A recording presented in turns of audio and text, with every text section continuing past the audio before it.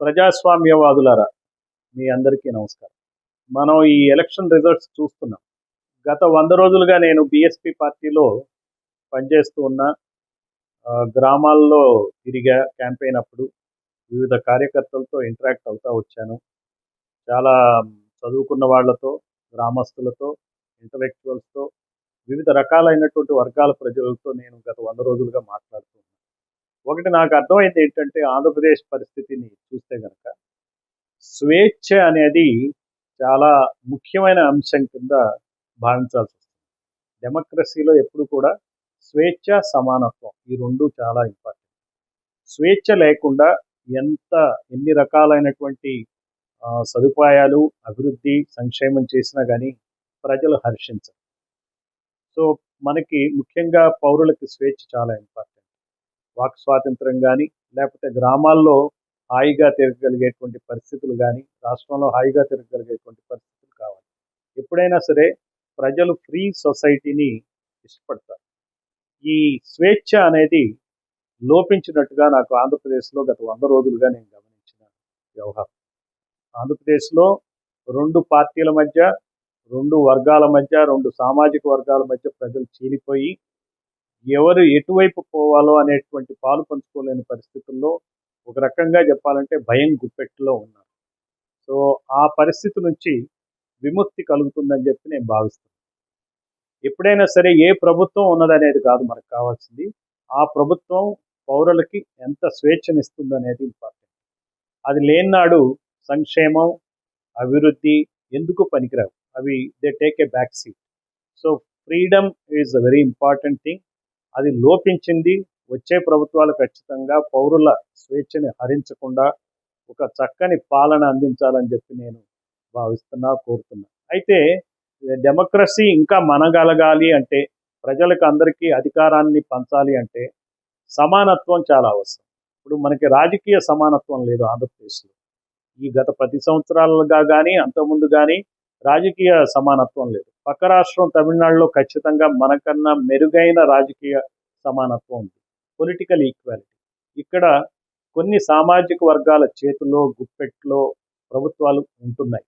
అందువల్ల గ్రామాన ప్రజలు వాళ్ళలో ఒక రకమైనటువంటి అభద్రతా భావన, లేకపోతే చిన్న చూపు చూస్తున్నారనేటువంటి వివక్షకు గురైన భావన ఉన్నప్పటికీ కూడా ప్రజలు భరిస్తూ ఉన్నారు. ఈ సహనాన్ని 5 సంవత్సరాలకు ఒకసారి జరిగేటువంటి ఎన్నికల్లో వాళ్ళ సహనానికి ఏదైతే ఉందో దాన్ని ఎలా వాళ్ళు వివక్షకు గురవుతున్నారో చూపిస్తున్నారు. అంటే 5 సంవత్సరాల పాటు ప్రజలు ఆంధ్రప్రదేశ్లో ఈ రోజున ఏం చేస్తున్నారంటే 5 సంవత్సరాలు సహనంతో భరిస్తున్నారు. స్వేచ్ఛ లేకపోయినా, సరైన సంక్షేమం, సరైన అభివృద్ధి లేకపోయినా కానీ 5 సంవత్సరాలు అలా ఓపిక పట్టి మరి ఎలక్షన్ రోజున వాళ్ళ యొక్క అసహనాన్ని వ్యక్తపరుస్తున్నారు. దీన్ని ప్రభుత్వాలు గుర్తుపెట్టుకోవాలి. ప్రభుత్వాలు ఎప్పుడు కూడా స్వేచ్ఛ, సమానత్వంతో ముందుకు కావాలి కానీ నాకు ఇన్ని సీట్లు వచ్చినాయని కాబట్టి నేనే ముఖ్యమంత్రిని, అంతా నా అదుపాజ్ఞంలో ఉండాలి, నా చెంచాలే మంత్రులుగా పనిచేయాలి, అధికారులందరూ నా చెంచాలుగా ఉండాలి అని ముఖ్యమంత్రి భావిస్తే మరొక్కసారి తప్పు చేసినట్టే. ఈ రోజున ఈ ఎలక్షన్ కాదు, ఇది ఉన్న ప్రభుత్వానికి రిజెక్షన్. సో వచ్చే ప్రభుత్వం రిజెక్ట్ కాకూడదు అనుకుంటే ఖచ్చితంగా సమానత్వాన్ని, పొలిటికల్ ఈక్వాలిటీ అన్ని కులాలకి ఇవ్వాల్సిందిగా వాళ్ళ చేతుల్లో ఉంది, ఇవ్వాలి. పక్క రాష్ట్ర ప్రభుత్వాలు తమిళనాడులో ఎప్పటి నుంచో పెరియార్ పాలిటిక్స్ నడుస్తూ ఉన్నాయి. అన్ని కులాలకి సమమైనటువంటి ప్రాతినిధ్యం ఇస్తున్నారు. ఒక రాష్ట్ర విధానాన్ని పాటించండి.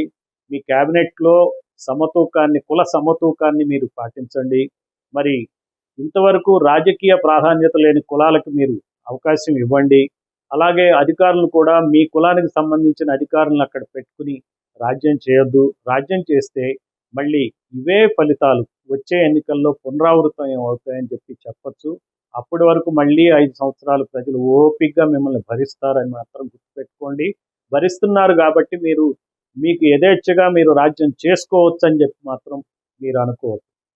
డెమోక్రసీ అనే దాన్ని మీరు గుర్తుపెట్టుకోండి. Democracy is for the people, by the people, of the people.